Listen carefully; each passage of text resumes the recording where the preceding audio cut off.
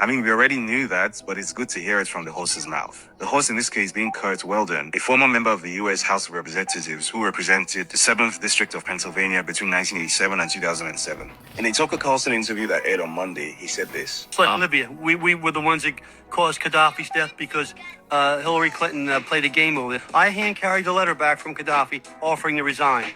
The U.S. didn't want him to resign. They wanted to kill him. Why? Because Gaddafi, at every meeting I had with Gaddafi, he wanted two things. He wanted to unite the African continent into a group of nations economically, like the European economy. He wanted to base it on the gold standard. And the U.S. and Europe didn't want that. The other thing is they wanted control of his oil, and they wanted control of his sovereign wealth. So Gaddafi had to go. That's outrageous, and it's wrong. So the reason NATO bombed Libya 7,000 times in just 8 months, destroying the country's strategic infrastructure and reducing it to the Stone Age, was that Europe and the US did not want an economically unified Africa in control of its own natural resources and sovereign wealth. So why does the idea of a united Africa scare the NATO alliance so much? Short answer, money. The answer is always money. Or to be more specific, the empire's monetary and economic system, which dictates that for those in the imperial core of Western Europe and North America to consume excessively using their overvalued fiat currencies, those at the imperial periphery of Asia, Latin America, and Africa must extract and produce at the lowest possible cost. Asia is designated as the cheap production zone in that imperial economic system, and Africa is designated as the cheap extraction zone for raw materials.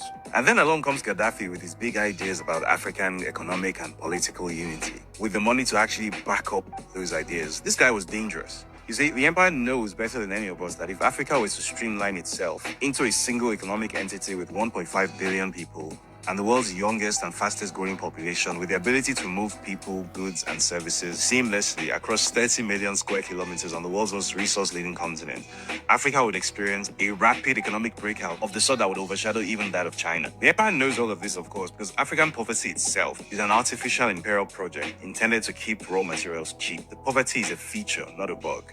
You see, the economies of the imperial core are welded to this idea that wealth and power should lie not with those who have the capacity to work and produce value, but with those who have an inflated capacity to consume, a consumption capacity that is built entirely on artificially overvalued fiat currencies like the dollar, the pound sterling, and the euro. We're the big market. The advantage we have over everybody is that we're the big market. Basically, they don't want to work, but they want to consume most of the fruits of everyone else's work in the world at an ever-accelerating rate. And for this false system to continue to exist, Africa's artificial poverty must be maintained carefully and ruthlessly, using nonsensical borders, obstruction of trade, infrastructure financing, and political stability, and maintaining Africa's 41 useless, non-convertible, dollar-dependent pseudo-currencies that constantly depreciate and make Africans poor. Gaddafi's dangerous ideas were meant to upend all of this. Well, not be having any of that now, can we? So the empire did this to him. And did this to Libya.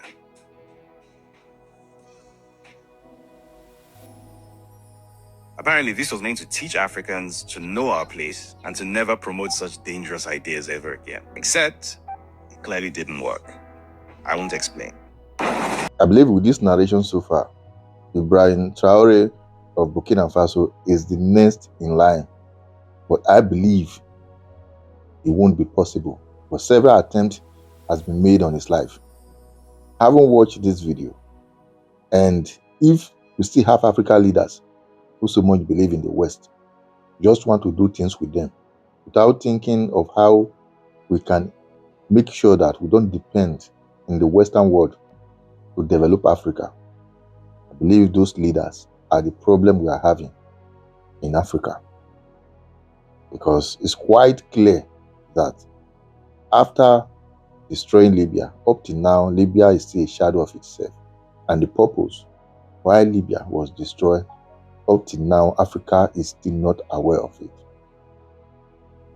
Anyway, with this eye-opening video, I believe everyone needs to be very careful, most especially our greedy politicians. Here, if they can see it and have a united Africa that could fight against any external intruder. Once again, share and follow the page. Thank you as you do so.